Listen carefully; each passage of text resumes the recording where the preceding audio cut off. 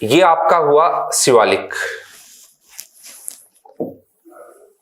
ये आपका हुआ पर्वतपदीय,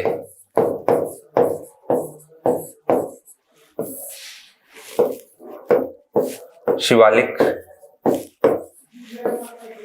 पिडमोंट, जब हम लोग आगे बढ़ते हैं तो रिवर भाई फ्लो कर रही है, रिवर के कंकड़ पत्थर तो यहां पर डिपॉजिट हो गए, लेकिन रिवर अभी रुक नहीं रही है, रिवर अब भी आगे बढ़ रही है। ये रिवर आगे फ्लो करती जाएगी, बढ़ती जाएगी। तो रिवर ने जब आगे फ्लो किया, ठीक है, तो रिवर के आगे फ्लो करने से यहां पर ये पूरा का पूरा रीजन, इसके अंदर यहां पर डिपोजिशन हो गया किसका, एल्यूवियल्स का। जलोढ़ जो है उसका डिपोजिशन हो गया। तो जलोढ़ ये है क्या, जल, देखो नाम से ही पता चल रहा है, जल प्लस ओढ़, मतलब जल के साथ जो बहकर जो पदार्थ आ रहे हैं, जो मैटर्स आ रहे हैं, उनको हम लोग क्या कहेंगे, जलोढ़ कहेंगे। अब उसमें नाइट्रोजन भी हो सकता है, फास्फोरस भी हो सकता है, पोटास भी हो सकता है, जो कि सोइल के लिए, सोइल की फर्टिलिटी को बढ़ाते हैं। ह्यूमस भी हो सकता है। तो ये जब हुआ, जब ये सोइल, ये रिवर आगे बढ़ी, तो यहां पर क्या हुआ, जिस जिस पूरे के पूरे रीजन से रिवर बढ़ेगी, तो इससे जो प्लेन बनेगा, उस प्लेन को कहा जाएगा, कौन सा plane, alluvial plane. Alluvial plane, जलोढ़क मैदान। कौन सा मैदान, जलोढ़क मैदान। और इस एलुवियल प्लेन को भी फिर दो पार्ट में डिवाइड करते हैं। फर्स्ट वन जो आपका होगा वो होगा बांगर, एंड अनदर इज खादर। तो एक तो आपका हुआ कौन सा, बांगर, और एक कौन सा हुआ आपका, खादर हुआ। अब आप कहोगे बांगर और खादर सर क्या है। देखो, रिवर पिडमोंट प्लेन को क्रॉस करके गई है। पिडमोंट प्लेन के बाद वाला हिस्सा, जस्ट बाद वाला हिस्सा जो आएगा, उसको कहा जाएगा क्या, बांगर।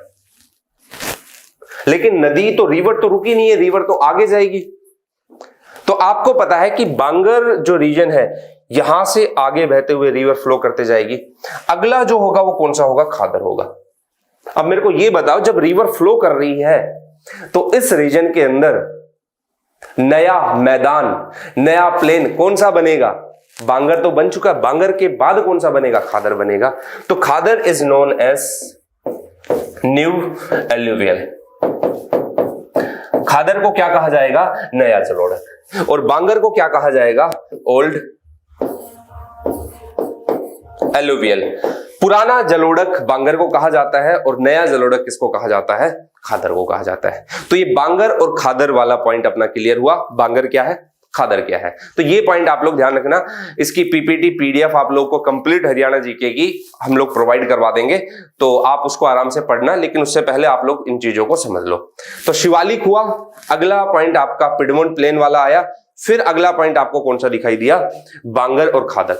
अब ये जो एल्यूवियल है, आपको पता है कि रिवर जब फ्लो कर रही है तो अपने साथ नाइट्रोजन फॉस्फोर लेकर आ रही है, और मिट्टी जो सोइल होती है उसकी फर्टिलिटी को बढ़ाने के लिए तीन चीजें चाहिए, उसके उपजाऊपन के लिए तीन चीजें चाहिए। जैसे हमारे शरीर के लिए, हमारी बॉडी के लिए नाइट्रोजन जरूरी है, ऐसे मिट्टी के लिए भी। तो नाइट्रोजन, फास्फोरस, पोटास, अब ये तीनों के तीनों मिट्टी के अंदर होते हैं। तो यहां पर आपको कहीं ना कहीं दिखाई देगा कि जब रिवर अपने साथ सैलाइन लेकर आती है, वो सोइल की फर्टिलिटी को क्या कर देंगे, बढ़ा देंगे। और जब सोइल की फर्टिलिटी बढ़ेगी, मिट्टी का उपजाऊपन बढ़ेगा, तो जाहिर सी बात है क्या होगा, उसकी वजह से खेती भी, कृषि भी क्या होगी, ज्यादा होगी। और जब एग्रीकल्चर ज्यादा होगा तो लोग क्या होंगे, संपन्न होंगे, और संपन्न ज्यादा होंगे तो खर्चा ज्यादा करेंगे। खैर वो तो हम लोग फिर आगे अप्लाई नहीं करेंगे, इतना ही जान लो, इतना काफी है। आप लोग को फिर ज्यादा इकोनॉमिक नहीं बनना है। तो जब आप लोग जैसे ज्योग्राफी ऑप्शन या कोई भी पढ़ते हो ना, तो उसमें ऐसी ही चीजें आप लोग को अप्लाई करनी पड़ती है, ठीक है। तो यहाँ का एग्रीकल्चर भी आपको, एग्रीकल्चर भी यहाँ का आपको, फर्टाइल खेती भी उपजाऊ दिखाई देगी, आपको फसल भी यहाँ पर ज्यादा होगी। और आप ये चीज देखो, 93.76% पार्ट पर ये कंप्लीटली फैला हुआ, पूरे के पूरा फैला हुआ है।